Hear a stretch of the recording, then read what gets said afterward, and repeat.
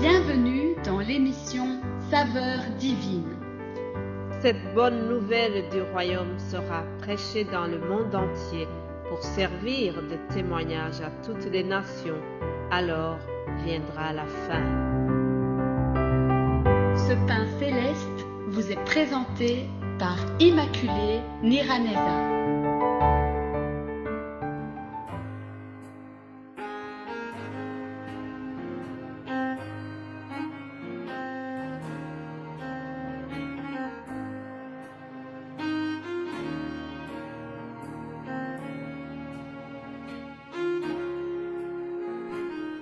Je vous salue très chers amis à l'écoute de cette émission, que la paix de Christ soit avec vous.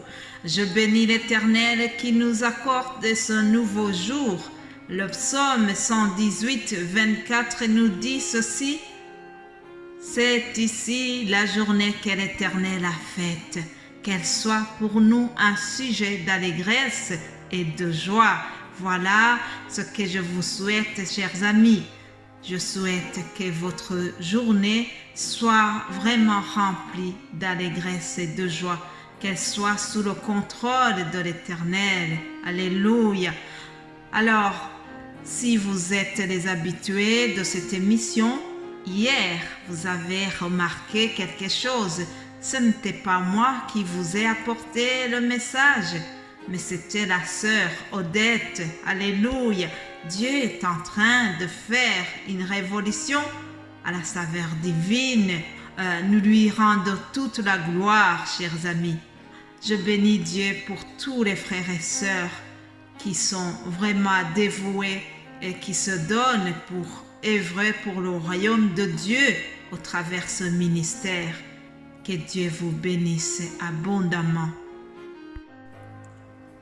Alors, continuons notre étude dans les actes des apôtres, ou plutôt les actes du Saint-Esprit, comme certains le disent.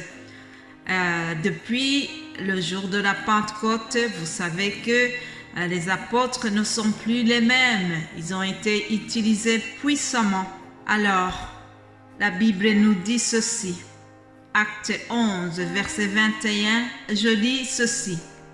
La main du Seigneur était avec eux et un grand nombre de personnes crurent et se convertirent au Seigneur.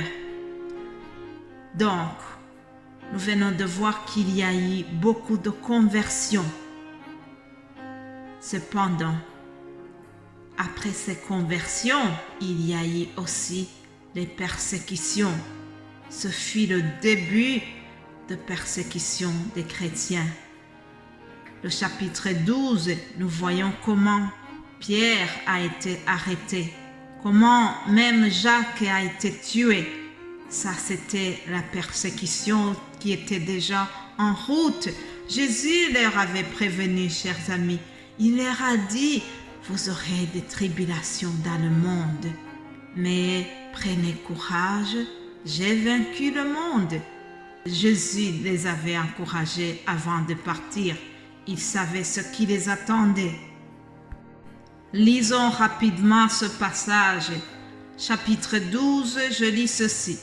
Vers le même temps, le roi Hérode se mit à maltraiter quelques membres de l'Église et il fit mourir par l'épée Jacques, frère de Jean. Voyant que cela était agréable aux Juifs, il fit encore arrêter Pierre. C'était pendant le jour des pains sans levain. Après l'avoir saisi et jeté en prison, il le mit sous garde de 4 escouades de 4 soldats chacune, avec l'intention de le faire comparaître devant le prêtre après la Pâque. Pierre donc était gardé dans la prison et l'Église ne cessait d'adresser pour lui des prières à Dieu. Amen. Le titre de cette vidéo, c'est « La prière fervente du juste est d'une grande efficacité ». Voyons rapidement le contexte historique. Il s'agit du règne d'Hérode Agrippa, premier fils d'Hérode le Gras. Il a été nommé gouverneur du nord d'Israël. Alors, il a persécuté les chrétiens pour gagner la faveur et la sympathie des Juifs. C'est ainsi qu'il a fait assassiner Jacques et il a mis Pierre en prison. Mais plus loin, nous verrons que Pierre va être libéré miraculeusement. Alors, tu peux te demander pourquoi est-ce que Jacques a été tué et que Pierre a été libéré. Est-ce que Dieu est injuste? Non, chers amis, notre Dieu n'est pas injuste, mais c'est ce qu'on appelle la souveraineté de Dieu.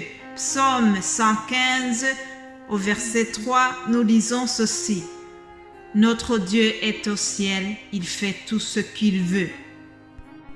Et un autre psaume nous dit, tout ce que l'Éternel veut, il le fait, dans les cieux et sur la terre, dans les mers et dans tous les abîmes. L'Éternel nous a créés et c'est lui qui détermine les jours que nous allons vivre ici sur terre. Il avait déterminé les jours de Jacques et il savait comment Jacques allait mourir. Donc ce n'est pas par injustice, mais c'était par sa souveraineté. Alors, Hérode a vu que la mort de Jacques plaisait aux Juifs et il s'est dit, pour les plaire davantage, je vais mettre Pierre en prison.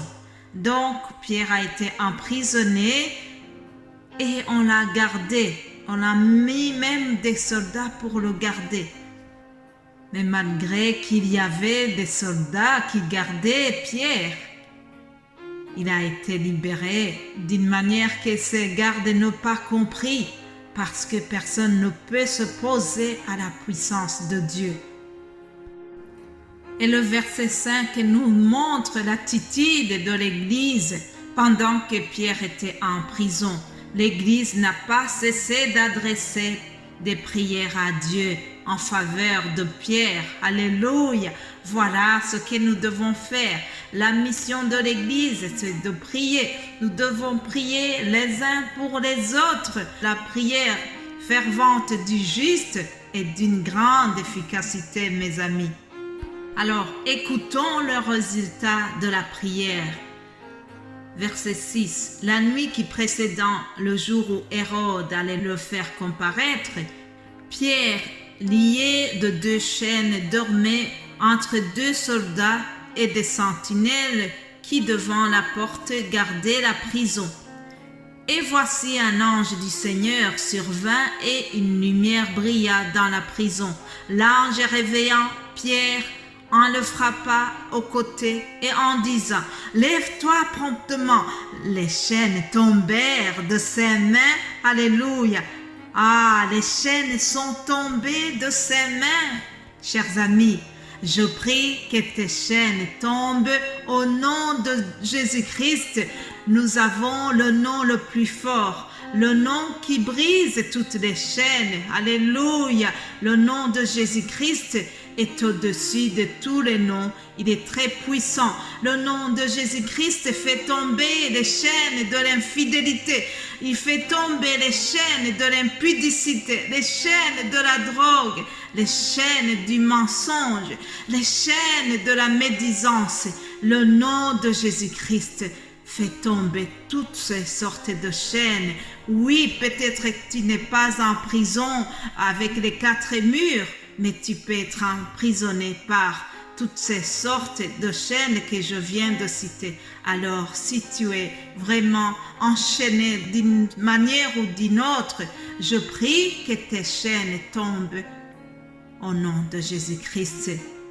Alléluia, chers amis. Nous avons un Dieu tout-puissant. Nous avons un Dieu qui fait tomber les chaînes. Le nom de Jésus-Christ est puissant. Et surtout, nous avons vu que c'est grâce à la prière des justes, à la prière des frères et sœurs, que ces chaînes sont tombées. Alléluia! Nous aussi, prenons cette bonne habitude de prier. Prions pour le monde. Prions pour que le maximum de gens se tournent vers le Christ. prions pour que les chaînes tombent et que le nom de Jésus soit élevé. Voilà, c'était ça mon message pour aujourd'hui et j'aurai la joie de vous retrouver demain par la grâce divine. Alléluia.